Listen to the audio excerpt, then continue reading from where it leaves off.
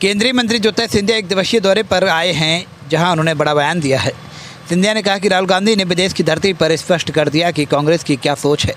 आरक्षण को कांग्रेस खत्म करेगी, ये स्वयं राहुल गांधी ने कहा है। मैं दलित और आदिवासी भाइयों की सचेत करना चाहता हूँ। बाबा साहब अम्बेडकर जब जीवित थे, उनको नीचे दिखाने का काम किया था, वही ये लोग करेंगे। जागो, उठो, हमें इस कांग्रेस का सामना करना पड़ेगा। कांग्रेस अब समाप्ति की ओर है, ऐसा ज्योतिरादित्य सिंधिया ने कहा है। वही नेशन वन इलेक्शन पर सिंधिया ने कहा कि एक राष्ट्र एक चुनाव, पीएम नरेंद्र मोदी को धन्यवाद देता हूं।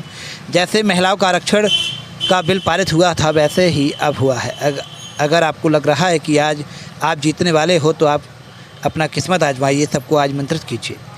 इसके विरोध में बोलने का किसी को अधिकार नहीं है।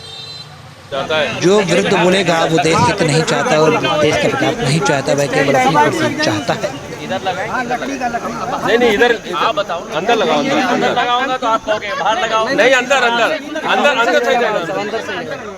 अरे आईडी डालो, अरे पीछे कर लो, अरे आईडी पीछे कर लो।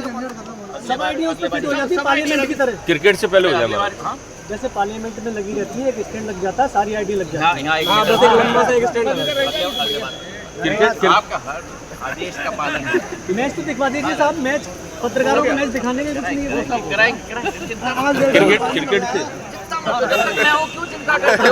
हमारा साहब क्रिकेट से पहले लगे तो ज़्यादा लोग आएंगे। आए कोई भी वीआईपी बाइक जल्दी और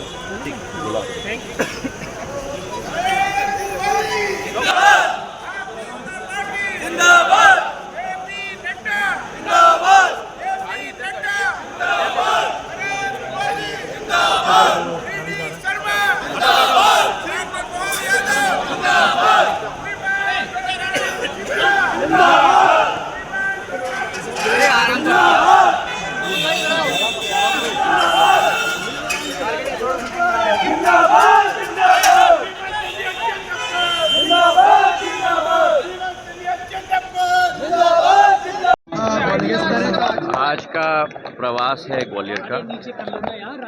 आने वाले दिनों में अनेक कार्यक्रम भी हम लोग ग्वालियर में करने वाले हैं। ग्वालियर के लिए दो सबसे बड़ी बातें, एक तो हमारी ग्वालियर से श्योपुर से कोटा ब्रॉड गेज का सपना मेरे पूज्य पिताजी ने देखा था, साकार प्रधानमंत्री जी के नेतृत्व में हो रहा है। अतिवृष्टि के आधार पर ट्रैक्स थोड़ी क्षतिग्रस्त हो गई हैं, तो अब आने वाले तिथि पर इस कार्यक्रम का केलारस से जौरा तक इस कार्यक्रम को हम जनता के समक्ष हम लोग करेंगे।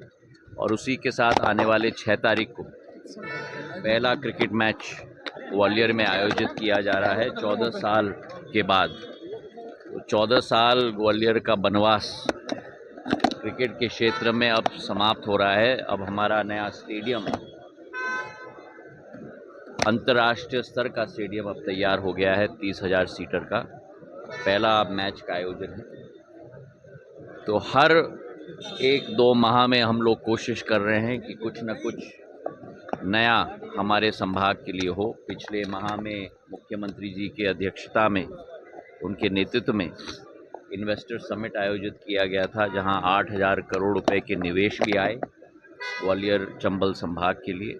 और इसी तरह हम अपने संभाग को तीव्र गति से आगे हम लोग बढ़ाते जाएंगे। भारी बारिश के चलते बाढ़ जैसे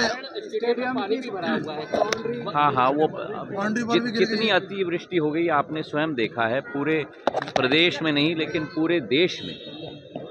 आप आंध्रा और केरल से लेकर उत्तर प्रदेश, जम्मू कश्मीर और बिहार और उत्तर पूर्वी भारत तक, ये भी एक जलवायु परिवर्तन की वजह से ये प्रभाव भी पड़ रहा है। और अब जनता के साथ हम लोग खड़े हैं। मैंने समीक्षा भी ली थी पूरे संभाग के जिलों की, और प्रशासन भी पूरी तरह से जुटी है। मुख्यमंत्री मोहन यादव जी भी पूरी तरह से संकल्पित होकर जनता के साथ हम लोग सब खड़े हैं। और आने वाले दिनों में मुझे विश्वास है कि इस विसंगति से भी हम लोग उभर। प्रियंका गांधी ने कहा है कि अगर कांग्रेस दलित आदिवासियों के क्षेत्र की बात करती है तो बीजेपी के नेता धमकी दे रहे हैं। राहुल गांधी के बारे में कहा है। कांग्रेस पार्टी के नेता ने तो विश्व के विदेश की धरती पर ये स्पष्ट कर दिया है कि कांग्रेस की क्या सोच है। आरक्षण को ख़त्म करेगी कांग्रेस अगर कांग्रेस सरकार में आएगी, ये स्वयं राहुल गांधी जी ने कहा है। तो अब मेरे दलित समाज, आदिवासी समाज के भाइयों और बहनों को मैं सचेत करना चाहता हूँ कि कांग्रेस अगर आएगी तो जिस तरीके से बाबा साहब अम्बेडकर जब जीवित थे उनको नीचे दिखाने का काम किया था, चुनाव में उनको हराया था, उनके हराने वाले को सम्मानित किया था। और भारतीय जनता पार्टी जब आई थी तो भारतीय जनता पार्टी ने अटल बिहारी वाजपेयी जी के समय में और प्रधानमंत्री जी के समय, दोनों के समय में बाबा साहब अम्बेडकर को देवता की तरह पूजा है। और 21वीं सदी के भारत में जब प्रधानमंत्री जी कह रहे हैं कि विकसित भारत बनाना है, आत्मनिर्भर भारत बनाना है, दलित समाज, आदिवासी समाज को आगे बढ़ाना है। परसों कल के ही कैबिनेट में 80,000 करोड़ का जनमन योजना की स्वीकृति कैबिनेट ने दी है। 80,000 करोड़ एक एक आदिवासी समाज के गांव के लिए मूलभूत अधोसंरचना पहुंचाने के लिए। और दूसरी तरफ राहुल गांधी जी विदेश के धरती पर कहते हैं कि हम आरक्षण समाप्त करेंगे। तो मैं कहता हूं हमारे दलित समाज के, हमारे आदिवासी समाज के भाई बहनों को, अब जागो, उठो और हमें मिलकर इस कांग्रेस का सामना करना पड़ेगा। मैं तो ये कहता हूं कि कांग्रेस ही समाप्ति की तरफ है। चलिए, बहुत बहुत धन्यवाद। एक राष्ट्र एक चुनाव, वन नेशन वन राशन, एक भारत श्रेष्ठ भारत, एक देश एक चुनाव। और आप लोग स्वयं भुगतते हो, देश की जनता भुगतती है कि जब बार बार चुनाव होते हैं तो चाहे प्रशासन की बात करें, शासन की बात करें, कितना समय व्यर्थ जाता है। पुलिस को बार बार चुनाव के समय में तैनात करना पड़ता है पूरे देश में। ये निर्णय प्रधानमंत्री जी को मैं धन्यवाद अर्पित करना चाहता हूं। जैसे महिलाओं का आरक्षण का बिल पारित हुआ था संसद में, ये भारत के इतिहास में स्वर्ण अक्षरों में ये कदम भी लिखा जाएगा जहां सारे निकायों के चुनाव, लोकसभा और विधानसभा एक साथ, और 100 दिन के अंदर सारे निकाय के चुनाव एक साथ होंगे। और जो गति अवरोधक पड़ती है विकास के लिए, प्रगति के लिए, उस गति अवरोधक की भी समापन प्रधानमंत्री जी के इस ऐतिहासिक कदम से होगा, इसका मुझे पूरा विश्वास है। और ये एक लेवल प्लेइंग फील्ड होगी सबके लिए, क्योंकि सबका चुनाव एक साथ। अगर आपको लग रहा है कि आप जीतने वाले हो तो आप अपना किस्मत आजमाओ। सबको आमंत्रित किया जाता है, तो किसी को इसके विरोध बोलने का मैं समझता हूं कि ना कोई अधिकार है और ना कोई विचार है।